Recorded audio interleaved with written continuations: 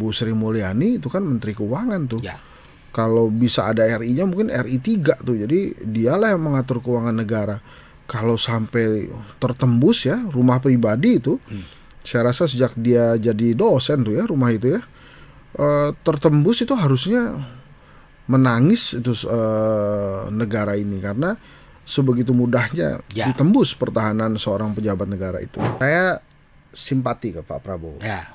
Karena dalam kondisi ini terlihat sekali beliau sendirian. Gitu ya? Loh, sendirian Pak. Kemarin waktu nemuin ketua parpol dia sendirian. Ketemu ormas sendirian. Menyampaikan pesan itu juga sendirian. Kalau saya sebagai ketua DPR, saya akan mengundang anggota dewan untuk bersama-sama masuk rapat lagi paripurna. Jadi ini kan sekarang lagi reses kalau nggak salah. Nggak apa-apa, udah kumpulin aja. Kumpulin, kita rapat, reses, kemudian memutuskan hal-hal yang diinginkan oleh rakyat. Misalnya pembahasan RUU perampasan aset dimulai lagi. Nah, setelah rapat itu diundanglah itu ke undak-undakan di gedung kura-kura itu. Mereka berjejer bersama, terus melakukan ruku permintaan maaf kepada rakyat.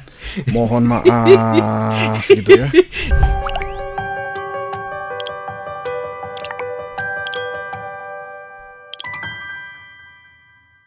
Assalamualaikum warahmatullahi wabarakatuh. Salam damai sejahtera buat kita semua. Bertemu kembali dengan saya Feby Mahendra Putra, Direktur Pemberitaan Tribun Network. Tribuners, demo besar terjadi pada tanggal 25, 28 dan 29 Agustus 2025 yang mengakibatkan sebuah dampak politik kepada sejumlah politisi di Dewan Perwakilan Rakyat. Ya, kemudian mereka mendapatkan sanksi dalam tanda petik berupa penonaktifan dari posisi mereka di Dewan Perwakilan Rakyat oleh masing-masing partai politiknya. Politisi tersebut sebut saja Mas Hendro Purnomo atau akrab dipanggil sebagai Eko Patrio, lalu kemudian Surya Utama, panggilan akrabnya Uya Kuya, Ahmad Sahroni, Nafa Urbah, dan terakhir adalah Adis Kadir dari Partai Golkar. Untuk ngobrolin hal itu, saya telah bersama dengan Mas Dr. Hendi Satrio atau panggilan akrabnya adalah Bang Hensat, seorang analis komunikasi politik yang mungkin saja punya pandangan-pandangan mengenai fenomena terakhir yang terjadi di seantero negeri ini. Saya akan sapa beliau. Assalamualaikum Bang. Waalaikumsalam warahmatullahi wabarakatuh. Terima kasih Mas Hensat. Ini adalah pertemuan fisik pertama saya dengan Abang. Oh gitu ya. Bang, saya ingin dapat pandangan Abang sebagai seorang analis komunikasi politik mengenai fenomena 25, 28, 29 yang kemudian menjangkau seluruh republik ini dan ujungnya adalah sebuah kerusuhan. Ini sebenarnya apa sih menurut pandangan Abang?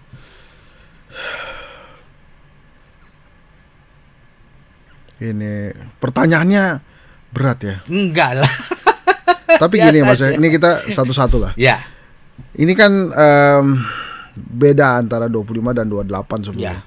Saya biasanya kalau ada demo-demo tuh suka hadir tuh di tengah-tengah masa supaya kalau ditanya oleh Mas Feby begini, saya bukan katanya-katanya, tapi saya langsung sana gitu. Makanya sering ketemu Malau juga saya di lapangan. Nah tapi begini, kan kalau dirunut-runut ini sebelumnya itu 25 demo aman ya. Kemudian kalau saya tidak salah ada postingan di media tuh STM kentang. Ya. Nah nanti coba tolong dicek aja. Saya nggak mau nyebut siapa yang posting itu demi keselamatan bersama. Tapi ada postingan STM kentang. Nah kemudian informasi ini tuh beredar di mana-mana. Bahkan beredar di banyak sekali WA. Sampailah ke demo tanggal 28 itu demo buruh diawali, tapi mereka siang bubar. Kalau saya tidak salah ditutup dengan hujan waktu itu. Betul. Kemudian datang ada adik mahasiswa. Setelah itu ada adik mahasiswa pulang. Nah kemudian dari itulah ada masa ya. Sebetulnya kan akumulasi permintaan yang mereka sampaikan itu kan ujung-ujungnya adalah sila kelima Pancasila, keadilan sosial bagi seluruh Indonesia, diwakili oleh perut mereka inilah. Jadi ada pada saat gini, selama pemerintahan Pak Jokowi hingga pemilu bahkan rakyat itu dimanjakan dengan BLT dan bansos. Ya. Jadi kalau kondisi ekonomi susah, BLT keluar, bansos keluar. Pemilu pun begitu. Lagi bingung-bingung mau milih siapa, ada BLT, ada bansos. Jadi pemanjaan itu akhirnya terus-menerus ditunggu. Gitu. Di saat lagi menunggu BLT, lagi menunggu bansos, justru PHK yang didapat. Lagi menunggu BLT, lagi menunggu bansos, ada berita bahwa tunjangan para pejabat luar biasa besar. Walaupun tidak sengaja dan bagus, tapi informasi peniadaan tantiem itu kan langsung diomongin tuh sama rakyat. Oh, ternyata komisaris direksi BUMN itu gajinya atau penerimaannya sama miliaran. Something yang mereka, wah gila gede banget gitu. Nah akhirnya akumulasi perut itulah yang membuat mereka bergolak. Tapi kalau ditarik kenapa kemudian ada demonstrasi lagi masif ya, ini saya rasa ini demonstrasi masif era Pak Prabowo yang pertama nih. Ya, betul. Itu diawali dari Pati kan sebetulnya. Ya. Pati kasih contoh bahwa oh iya ya, ada ruang bersuara di mana kita rakyat bisa langsung bersuara menghadapi penguasa. Pati jauh di Jawa Tengah ya, rame. Akhirnya itu mungkin terinspirasi karena kan memang sejak dulu demonstrasi besar yang ada di Jakarta itu jarang sekali dimulai dari Jakarta. 98 kalau Mas Feby ingat itu kan aslinya dari Medan, Makassar ke Solo baru masuk Jakarta. Nah ini juga mungkin yang sekarang kemarin begitu, dari Pati dulu kemudian Makassar lagi kemudian masuk Jakarta. Jadi akumulasi perut inilah yang membuat akhirnya kemarin bergolak tuh Mas Feby. Ya. Hanya memang ada insiden yang sangat disayangkan ya, meninggalnya atau wafatnya Mas Afan gitu yang membuat eskalasi jadi membuncah meningkat gitu. Tapi memang apapun itu dalam penyampaian pendapat seharusnya tidak sampai ada penjarahan gitu ya, apalagi Bu Sri Mulyani itu kan Menteri Keuangan tuh. Ya. Kalau bisa ada RI-nya mungkin RI 3 tuh. Jadi dialah yang mengatur keuangan negara. Kalau sampai tertembus ya rumah pribadi itu, saya rasa sejak dia jadi dosen tuh ya rumah itu ya, tertembus itu harusnya menangis itu negara ini karena sebegitu mudahnya ditembus pertahanan seorang pejabat negara itu. Nah, jadi kemudian kan pertanyaan selanjutnya, lantas apa yang harus dilakukan oleh negara? Apakah penghapusan tunjangan-tunjangan itu selesai? Saya rasa tidak juga. Tunjangan-tunjangan yang dihapuskan itu untuk anggota dewan ya itu kan sebagian kecil aja. Tapi sebagian lainnya itu adalah bagaimana perut rakyat ini bisa kenyang lagi gitu. Ini serius loh Mas, PHK kemudian lapangan kerja yang menipis itu kan membuat mereka susah juga hidupnya. Jadi ini menurut saya harus diperhatikan, tapi pelajaran penting juga bagi pemerintah, saatnya mereka kembali berkomunikasi dengan media mainstream, media massa nasional, baik yang TV, radio, cetak maupun online. Kenapa? Karena ternyata di saat-saat genting seperti kemarin itu, justru pemerintah akhirnya mengandalkan kemampuan komunikasi media massa untuk bicara dengan publik, dengan rakyat. Media massa kembali ditempatkan sebagai kekuatan keempat demokrasi, pilar keempat demokrasi. Selama ini kan influencer, influencer diajak ke IKN, influencer diajak ke istana, influencer mendapat fasilitas ini, fasilitas itulah. Seolah-olah media massa ini hanya hitungan angka dan profesi wartawan saja sebagai penulis berita, bukan penyampai pesan. Nah itu kemarin menurut saya pemerintah mendapat pelajaran yang berharga, karena saya ingat sekali di 28 itu himbauan dari pemerintah kepada media massa kan saya yakin tolong sampaikan pesan-pesan yang adem, yang ayem, yang pesan-pesan yang membuat rakyat ini tenang gitu kan. Jadi kan pasti begitu tuh. Dan tidak satupun influencer kemarin bersuara. Geng IKN sama sekali nggak ada yang keluar rumah itu, mungkin deg-degan juga, takut disamperin juga gitu ya. Jadi itu pelajaran-pelajaran, tapi menurut saya pelajaran yang kemarin itu terlalu mahal karena sampai hilangnya nyawa anak-anak bangsa ya. Kalau saya tidak salah lebih dari 2 itu. Lebih. Gitu. Ya, Bang Israt. Jadi kemudian muncullah sebuah narasi, nggak tahu dari mana ujung pangkalnya, bahwa gerakan ini kemudian ada orang atau pihak yang secara terorganisir menunggangi. Anda percaya nggak dengan narasi ini, Pak? Saya tuh nggak berani ngomong menunggangi begitu, karena kan harusnya yang bisa memastikan itu ditunggangi atau tidak kan aparat ya. Negara lah yang paling banyak punya data tentang itu. Yang kita lihat kan memang di lapangan ada buruh, ada mahasiswa. Setelah itu mereka pulang, buruh bahkan pulangnya lebih awal, mahasiswa juga pulang lebih awal. Nah terus kemudian ada massa. Apakah ditunggangi atau tidak?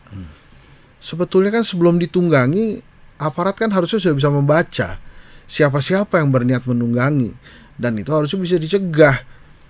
Kan begitu, bukan rasionalnya kan? Sehingga tidak terjadi hal-hal yang tidak diinginkan. Jadi jangan kemudian wah ini ada menunggangi nih. Ya siapa? Cegah dong dari awal. Kan Pak Prabowo sudah bilang katanya pernah katakan dibayar oleh koruptor gitu. Ya, betul. Nah itu ya dicegah aja langsung dari sekarang gitu kan. Kita kan percaya sama Pak Prabowo, tahu itu. Kita kalau hasil survei kedai kopi bulan Februari atau Maret gitu ya, itu optimisme terhadap Presiden Prabowo tuh sampai 80% gitu ya. Itu real ya, itu real ya, bukan kayak ijazah, nggak real gitu. Bukan real, tapi optimisme ya. Ini kita lagi lakukan survei lagi tentang kepuasan Pak Prabowo, nanti kita lihat aja hasilnya. Teman-teman kayak kopi masih melakukan itu. Tapi maksud saya kepercayaan publik terhadap pemerintahan Pak Prabowo ini harusnya dijaga gitu. Kemarin terus terang langkah-langkahnya justru agak membingungkan. Misalnya gini, ini mohon maaf ya, kan Pak Prabowo bicara dengan para elit politik dan pemimpin lembaga negara. Kalau saya dari sisi penampilan orang-orang harusnya ada Panglima TNI dan Kapolri di situ, bukan para petinggi lembaga dan partai politik. Yang kedua, ini mohon maaf dengan segala hormat ketum partai politik yang lain, mungkin dari yang dijajarin sama Pak Prabowo itu hanya 2 orang yang bisa menenangkan massa, Pak Prabowo dan Megawati Soekarno Putri. Saya rasa yang lain nggak bisa, nggak punya kemampuan untuk menenangkan massa gitu ya. Why? Kenapa Bang Enzat? Ya karena jam terbang lah. Mohon maaf, kan mereka belum pernah turun menenangkan massa sebelumnya. Megawati Soekarno Putri pernah. Zaman-zaman Orde Baru itu justru menenangkan massa. Pak Prabowo juga demikian. Masa-masa pada saat dia dikalahkan oleh Jokowi, dialah yang menenangkan massa. Tapi kalau yang lain enggak. Makanya saya pikir kok Prabowo malah bicara dengan petinggi partai politik, walaupun memang ada kaitannya dengan pemberhentian beberapa anggota dewan gitu, penonaktifkan. Nah, ini kan masih jadi perdebatan nih. Nonaktif kan belum tentu dipecat gitu, masih jadi anggota DPR. Tapi intinya adalah, makanya saya menyarankan harusnya Pak Prabowo waktu itu memanggil para petinggi media massa, kemudian bicara dengan mantan presiden dan mantan wakil presiden. Seorang Yusuf Kalla sudah terbukti dong bisa menenangkan massanya seperti apa. SBY kan juga punya massa real juga ya. Pak Ma'ruf Amin dia punya juga massa real. Jadi mau saya bila bicara dengan mantan wakil presiden atau mantan presiden itu mungkin lebih real tuh dengan Pak Jokowi misalnya ya. Tapi saya nggak melihat itu gitu. Sebelumnya memang Pak Prabowo mengumpulkan ormas Islam. Tadi ngumpulin lagi tuh, jadi 2 kali dia. Tapi kan dengan segala hormat lagi nih, ini mohon maaf kalau nggak berkenan dan mohon maaf kalau saya salah bicara. Tapi ormas Islam itu sudah dianggap bagian dari pemerintah karena mereka menerima konsesi tambang kan. Jadi dianggap part of government gitu. Buat apa government ngomong ke government gitu ya? Jadi itu sih, tapi alhamdulillah sekarang dengan langkah-langkah yang dilakukan Pak Prabowo tuh kan rakyat mulai tenang. Tapi kebijakan-kebijakan juga harus diperbaiki gitu kan. Kalau dari nota APBN yang dibacakan oleh Pak Prabowo kan 2026 tuh ada sekian ratus triliun lagi yang akan dipotong dana transfer ke daerah kan. So artinya nggak ngerti juga tuh kepala-kepala di daerah nanti bagaimana menghidupinya, sementara bila menaikkan pajak kan rakyat marah. Jadi memang harus lebih kreatif itu masyarakat atau kepala-kepala daerah yang ada di kabupaten kota di Indonesia. Nah ini yang sebenarnya sedang ditunggu saat ini ujian yang luar biasa. Nah serunya netizen itu kan dia connecting the dots tuh. dihubung-hubungkan lagi dengan pernyataan Koni hanya 2 tahun Prabowo. Terus hari ini wah nih nanti Prabowo mau mundur nih. Sementara wakil presidennya manuver sendiri kan, mengunjungi korban demonstrasi, kemudian katanya menemui para perwakilan ojol yang kata serikat ojolnya bukan anggota mereka gitu-gitu. Manuver sendiri nih. Gitu. Jadi kita tuh melihat ini negara bagaimana ya gitu ya. Memang saat ini Pak Prabowo belum 1 tahun, tapi harusnya dengan 10 bulanan ini dia bisa cepat bertindak dan berbuat gitu ya. Cuma memang bahasa-bahasanya Pak Prabowo ya memang belum terlalu layman atau belum terlalu merakyat ya. Bahasa-bahasa seperti makar, terorisme itu masih dipakai gitu yang akhirnya membuat rakyat mengenyitkan dahi juga. Tapi sih saya banyak mengapresiasi apa yang dilakukan oleh Pak Prabowo tuh artinya saya yakin walaupun kelihatannya Sri Mulyani juga marah tuh ya. Ke rumahnya di Jarah ya, karena pastilah Pak. Iya karena setelah itu kan setelah nggak marahnya ke Pak Prabowo gitu maksud saya. Setelah itu kan Pak Prabowo langsung press conference tuh. Nah ini ya kita lihat aja mudah-mudahan segera pulih ya. Deg-degan juga sama, dan ini kan juga itu tadi ini menarik pertanyaan ditunggangi itu. Kan langsung dicari-cari tuh siapa kira-kira ya. Pak Prabowo sempat bicara dengan pengusaha-pengusaha besar tuh kan. Terus minta para koruptor tuh kan, ayo kembalikan uangnya gitu. Bahkan di sebuah sidang tahunan MPR tuh kan, kalau jenderal-jenderal, mantan jenderal yang melindungi, termasuk kader saya sendiri. Wah, tuh besoknya ketangkap ya. So artinya kan Pak Prabowo sebetulnya sudah punya tuh data-data itu gitu. Nah ini kalau kemudian Tribun bertanya kepada saya itu kan jadi deg-degan juga ini ya kalau saya jawab ini jangan-jangan jebakan gitu ya. Kalau gimana tuh. Tapi saya lebih memilih pertanyaan itu tidak ada yang menunggangi saya. Iya gitu ya.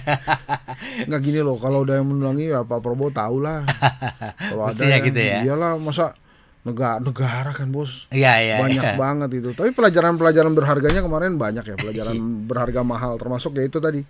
Influencer ternyata kalau lagi heboh-heboh demo gitu, mereka juga menyelamatkan diri masing-masing gitu. Ngomong apa-apa. Bang, satu di antara komunikasi politik yang coba dibangun adalah partai-partai politik mendadak sontak yaitu mengumumkan adanya penonaktifan kader mereka ya, yang selama ini disorot, yang selama ini. Menurut Abang langkah darurat ini atau apalah namanya, gimmick politik barangkali, itu pas nggak sih dalam situasi begini, atau sifat mereka ini hanya sementara saja untuk meredam situasi, urusan belakangnya ntar lah gitu. Ya saya rasa sih meredam situasi aja ibaratnya kalau kayak gitu ya. Ya supaya nggak boleh, emang boleh nyebut merek ya? Pelanggaran ya. Obat turun panas. Ya itu mungkin bisa seperti itu juga kan, jurisprudensinya pernah tuh waktu itu Fahri Hamzah kan dipecat sama PKS, melawan di pengadilan. Nah itu terlepas dari sisi politiknya ya, mungkin ada ada kebutuhan dari penguasa juga, tapi yang jelas dia menang gitu. Jadi kalau kemudian dinonaktifkan sebagai apa? Karena kalau sebagai anggota dewan dia bisa melawan. Ya sebagai dalam konteks ini kan memang sebagai anggota dewan. Iya, dia bisa melawan. Tafsir saya sih. Ya, itu adalah bagian dari part of PAW. Tafsir saya ya. Ya kan begitu. Cuman PAW ini kan kemudian bisa menjadi backfire. Karena bisa saja digugat kayak Fahri Hamzah. Karena kan dalilnya lemah kan menurut saya, Bang. Gimana kalau menurut apa? Ya menurut saya emang itu tadi memang hanya sekedar penurun tensi aja gitu ya. Dan ini mohon maaf kan mereka ini kan ngetop ya sebelumnya, artis aja, seleb gitu. Siapa ya, Naleko Patrio, Yahuya Nafa Urbah gitu kan. Jadi ya nonaktifkan, nonaktifkan, walaupun pertanyaan lagi kan oleh publik, ini maksudnya apa sih nonaktifin gitu ya. Tapi dengan apa yang terjadi minimal seolah-olah DPR mendengarkan.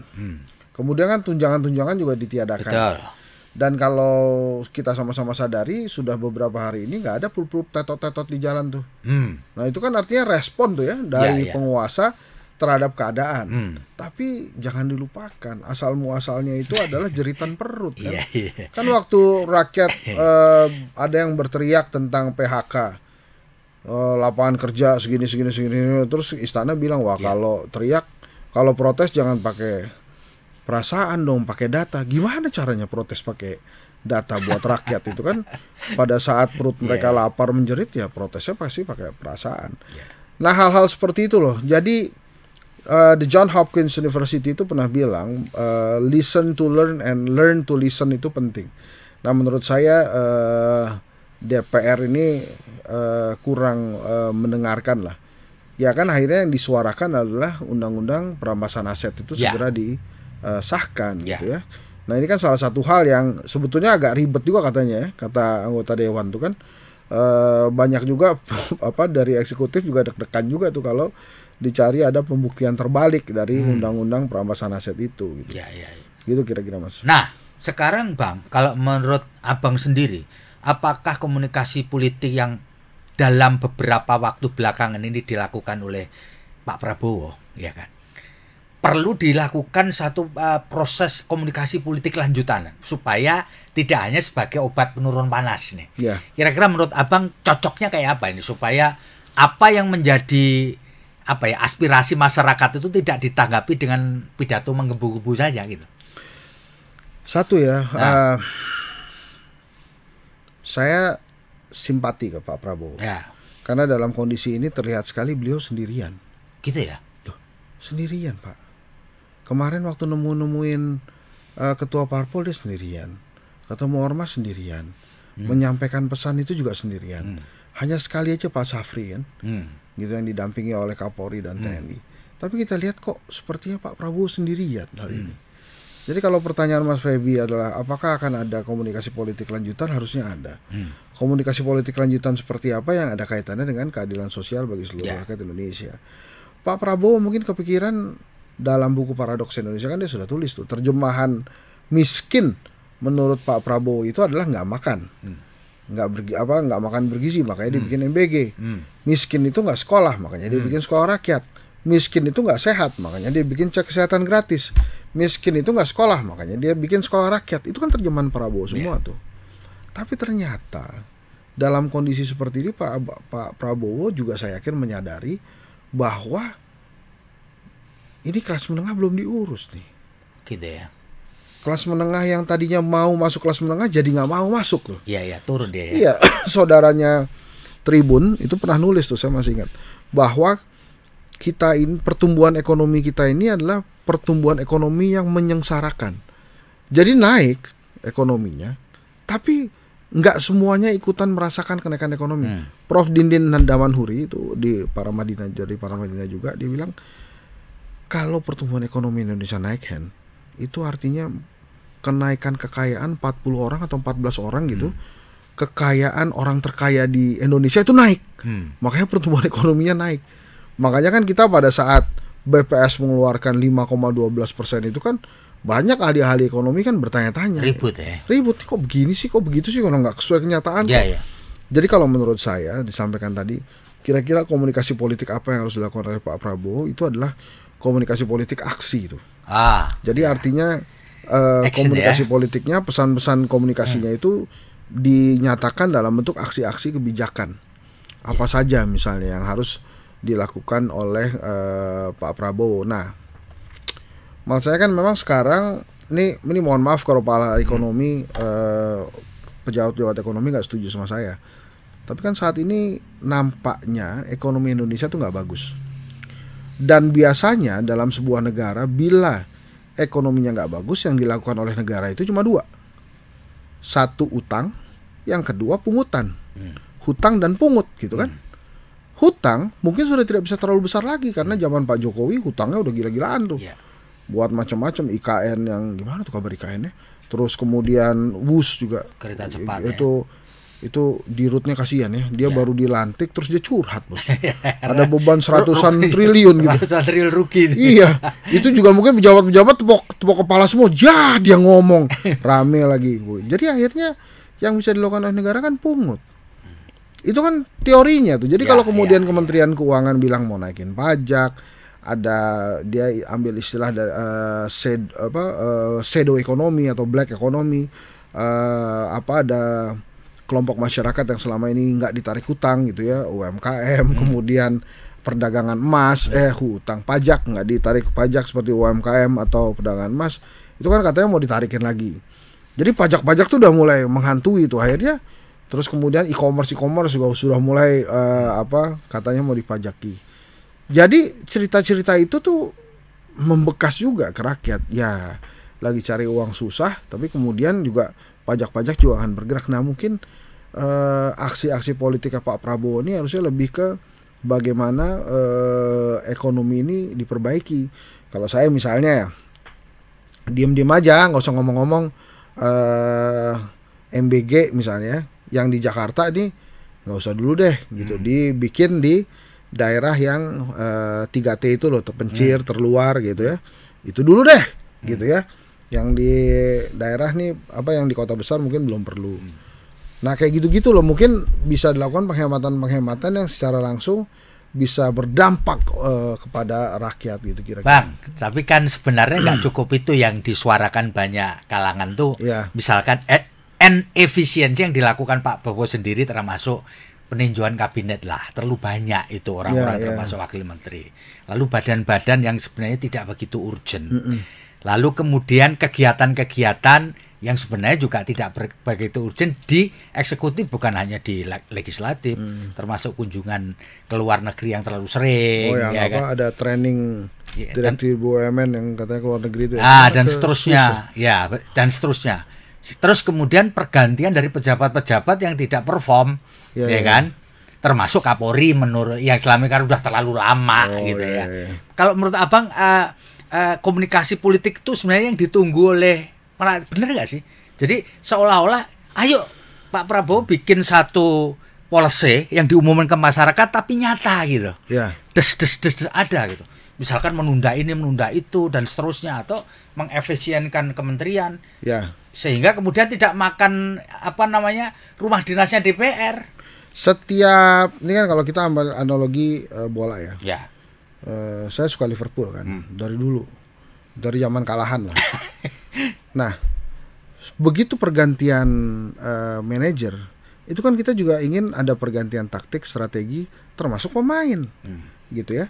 Nah, waktu Pak Prabowo menjadi presiden, gitu ya kan banyak tuh pasti yang mikir, wah ini Pak Prabowo akan membawa kebaruan apa? Walaupun selama kampanye keberlanjutan. Tapi keberlanjutan itu sebetulnya sudah bisa diwakili oleh Mas Gibran, ya, yang pokoknya gimana caranya akhirnya dia jadi wapres tuh, itu cukup sebetulnya.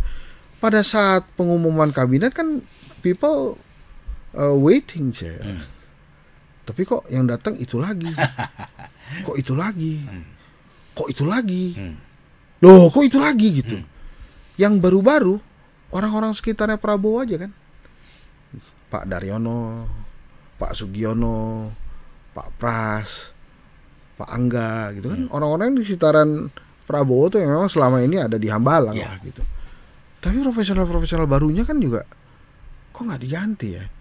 Nah mungkin masyarakat waktu itu mengharapkan ya udahlah, ini kan lu kepilih baru, ya udah yang baru-baru aja sih gak apa-apa, supaya juga ada kegiatan, ada bedanya gitu. Sebetulnya rugi juga loh buat Pak Jokowi ini, orang-orangnya ada di kabinet. Jadi Pak Jokowi itu kalau kondisinya jelek kayak gini tetap ke bawah-bawah gitu. Betul. Ini gara-gara orangnya Jokowi, ini gara-gara, padahal presidennya udah ganti. Karena gitu. Narasinya terus-menerus begitu kan di dalam masyarakat ya. Jadi akhirnya ya Pak Jokowi lagi gitu. Tapi ya menurut saya kalau kemudian masyarakat mengharapkan ada reformasi gitu ya, ada penggantian pemain, wajar saja ya, analoginya sepak bola tadi. Dan Pak Prabowo kan 3-4 bulan lalu pada saat bertemu para pemret kan sudah bilang bahwa nilai pemerintahan saya 6. Masa iya mau sampai selesai 6 kan? Kan pasti dia pengen 7, 8, 9 kan. Lagi-lagi kalau dalam sepak bola ya pergantian pemain lah. Kalau mau menang mencetak gol kan pergantian pemain gitu. Jadi wajar Mas kalau kemudian ada keinginan-keinginan untuk coba deh pemain lain gitu. Dan terlalu besar ini kan sudah lelah ya kita menyampaikan itu, tapi alasan dari pemerintah kan biar lebih fokus gitu katanya. Tapi ya nggak apa-apa, ya itu lagi. Kenapa gue sering ngomong nggak apa-apa? Ya semua ngomong apa ya, presidennya dia kan. Nanti kalau kita protes ya itu prerogatif presiden. Sama kan seperti penganugerahan bintang kemarin kan, tanda-tanda jasa kan. Kita mau protes gimana? Lah pengennya dia begitu. Ya itulah yang dikasih, menurut dia berjasa. Ya itu orang-orang itu. Ya udah, selamat buat orang-orang itu gitu. Bang Esat, kita tadi banyak menyorot kepada pemerintah ya. Kalau menurut Bang Esat masih bisa nggak ditolong pencitraannya atau kesan bagi masyarakat terhadap DPR? Karena kan dalam tanda petik saya melihat tuh kebenciannya, kemuaannya itu sudah di ujung gitu. Apa masih mungkin itu di recovery meskipun tidak penuh lah? Saya rasa masih mungkin karena banyak anggota-anggota dewan juga yang menjadi favorit rakyat gitu kan. Saya nggak usah sebut lah siapa saja favorit, dan aku kan nanti mereka heboh sendiri ya, nanti gede kepala. Tapi banyak yang memang menjadi favorit rakyat. Itu artinya pada saat mereka rajin keliling gitu ya. Saya sebut dua aja boleh ya. Misalnya Adian gitu ya. Adian itu disukai sama banyak orang karena suara-suaranya yang lantang dan tajam kepada DPR. Habibur Rahman itu dia rajin keliling. Kenapa karena dia kan di dapil saya tuh, saya kan Jakarta Timur, dia rajin tuh keliling. Jadi artinya memang ada anggota-anggota dewan yang dicintai sebetulnya oleh masyarakat gitu, oleh rakyatnya. Jadi tinggal yang sudah dicintai ini berbuat sesuatu gitu. Jadi jangan terlalu lama terpuruk dengan kondisi seperti saat ini gitu. Lagian itu kan awalnya juga ada pengumuman mereka naik gaji sih. Yang lain lagi efisiensi, terus tiba-tiba DPR naik gaji, yang ngomel lah orang. Gitu kan sebetulnya hal-hal yang mudah aja. Jadi memang Bang, dalam ilmu politik itu juga disampaikan bahwa tidak semua hal itu perlu disampaikan kepada konstituen. Karena harus dihitung juga gejolak-gejolaknya gitu. Misalnya, terus kemudian gunakanlah diksi-diksi kata-kata yang tepat. Jasa Marga kalau naikin harga tiket tol itu kan pakai katanya penyesuaian, nggak ada pakai kata kenaikan. Gitu. Saya ada salah satu mall besar gitu ya di daerah Jakarta Timur, tempat saya belanja bulanan lah itu. Itu tiba-tiba beras nggak ada, cuma setengah rak aja adanya. Nah di situ ada tulisan, ada narasinya ya. Ada narasi bahwa pembelian dibatasi, 5 kilogram hanya 2 kantong, 10-20 gram hanya 1 kantong. Kata-kata dibatasi itu kan, wih, ada apa nih? Akhirnya apa? Timbul ketakutan di rakyat. Akhirnya saya pergi sama anak-anak saya, atau saya ajak Mas Feby, ajak Malau, lu beli satu-satu ya, sesuai batasannya. Tapi ntar kumpulinnya ke gue yang bayar. Ntar kita masuk lagi bertiga. Lu ambil satu, lu ambil satu, lu ambil satu. Gitu aja kan. Rakyat Indonesia nih thinkingnya banyak, bos. Pikirannya banyak gitu. Akal bulusnya ada aja. Dikasih aturan begitu kok dibatasi. Mereka takut kan. Tanya, jadi pembatasannya gimana? 1 orang dibatasi 2 aja. Jadi 1 bon itu dibatasi 2 kalau 5 kilogram, 10 1 21. Akhirnya gantian. Kita pergi bertiga, saya dulu yang bayar. Kita masuk lagi, kita ambil lagi bertiga. Akhirnya 1 orang kan bisa dapat 3 juga. Tapi kata-kata pembatasan, stok dibatasi atau pembelian dibatasi itu pasti membuat kepanikan. Coba ditiru Jasa Marga. Pembelian beras disesuaikan dengan kemampuan keranjang masing-masing kayak gitu kira-kira gitu. Nah, itu mungkin akan lebih smooth gitu. Nah, sama nih dengan kondisi seperti sekarang. Bukan kenaikan gaji atau kenaikan tunjangan, mungkin penyesuaian tunjangan itu kan lagi smooth gitu ya. Tapi ya itu kan sudah terlanjur ya. Ditambah lagi dengan mungkin ini juga, kalau ini kisah nyata. Jadi saya lagi pergi ke salah satu toko obat lah ya, ya apotek lah, kan ditayangin tuh anggota dewan yang mundur. Muncullah itu nama Adis Kadir. Sebelah saya, siapa tuh? Ya Adis Kadir kan nggak dikenal gitu. Yang dikenal si Uya, Eko Patrio, Nova Urba gitu ya. Begitu siapa tuh ya? Jadi dia cari, dia salahnya apa ya? Jadi mungkin tuh Golkar juga, oh gitu ya. Ya cepetan dong kita nolak dia nih. Jadi itu semua kan memang kan citra pemikiran masyarakat aja. Kesel. Terus keselnya ya ke orang yang dia kenal gitu kan. Makanya palingnya keselnya sama yang ngetop itu aja kan. Kalau kita lihat yang beredar tuh 11 nama anggota dewan itu kan yang kita lihat yang ngetop semua gitu. Iya. Nah, balik lagi ke yang tadi. Jadi artinya memang kalau DPR mau membuat aturan yang berbeda, mau membuat rakyat lebih mencintai, menurut saya jangan lebih tinggi dari rakyat gitu. Artinya ya kalau mereka mau bermobil bagus boleh, pelup-pelup tetot-tetot nggak usah dibunyiin lah gitu ya. Kalau mau sederhana, ya rumah yang tadinya ada memang kan ditinggalin gitu. Kan ini simpang siur juga tentang rumah tuh, katanya masih layak, tapi ada yang bilang tidak layak. Tapi pun sudah jadi rahasia umum. Rumah anggota dewan itu berapa orang yang menggunakan itu, gitu, yang menggunakan rumah dinas itu, rata-rata kan dipakainya justru sama tenaga ahlinya, sama anak buahnya di DPR. Mereka tetap tinggal di daerah, tetap tinggal di rumah masing-masing. Ya jadi ini memang simpang siur, tapi pelajaran yang mahal banget. Selama ini kan protes itu ke eksekutif. Nah sekarang protesnya ke legislatif. Nah ini kita tunggu bagaimana peran dari anggota dewan. Nah yang saya sayangkan, ini kan momen buat DPD nih sebetulnya untuk tampil, Dewan Perwakilan Daerah. Ternyata tidak. Harusnya mereka kan pada saat DPR citranya kurang bagus, mereka bisa muncul sebagai wakil rakyat dari daerah yang mewakili daerah masing-masing. Senator lah ya. Ya, senator, dan juga bisa membantu citra saudaranya DPR gitu. Tapi sayangnya ya mungkin ya salah, mungkin bingung juga ya. Kondisinya kan? Dadakan gitu ya. Nah, mungkin ya bisa menghubungi Henry Satrio lah ya. Boleh nggak sih? Boleh lah. Boleh. Bang, ini satu lagi. Menghubungi Mas Febi juga. Satu lagi Bang, ini terakhir Bang. Andai saja Bang Hensat ini jadi Mbak Puan, apa yang mesti harus dilakukan Mbak Puan? Solid! Nggak gini, apa yang dilakukan Mbak Puan itu udah baik kemarin. Ya. Bahkan dia menyanyi Imagine itu. Ya. Kalau pada saat dia menyanyikan Imagine, kemudian sekretariat DPR itu menuliskan artinya di subtitle, itu pasti rakyat banyak terenyuh. Karena lagu Imagine itu kan baik sekali. Dan lagu Imagine itu pada saat dia nyanyikan, itu mengandung makna yang besar sekali. Karena pada saat pidatonya itu, dia menyampaikan dua hal yang maksud saya menggambarkan politik saat itu. Dia mengkritisi Pak Prabowo, tapi dia juga menyanjung Pak Prabowo. Nah kalau pertanyaannya, kalau saya sebagai Mbak Puan apa sebagai ketua DPR nih?